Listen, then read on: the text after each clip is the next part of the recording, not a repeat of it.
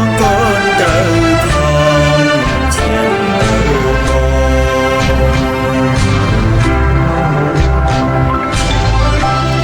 កាត់សាមន់ព្រះធប់សបស្សាយ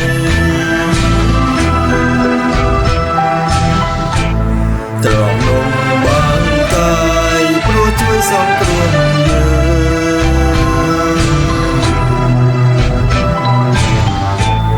តំណែងជា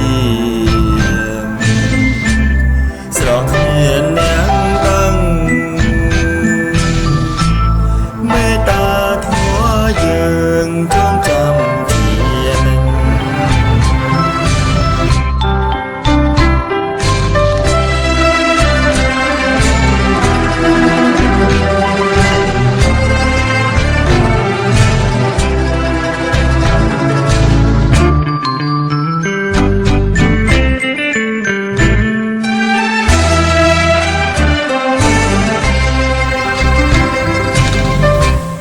សុំយកព្រោះយើ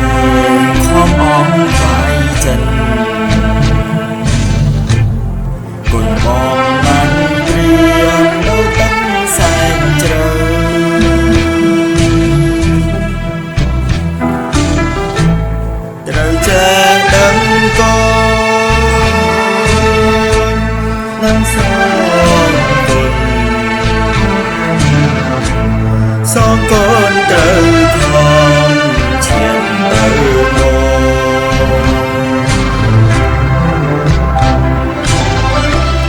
កាត់សាមន់ព្រះធប់សបស្សាយ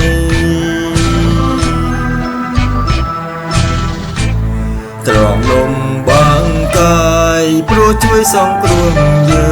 ង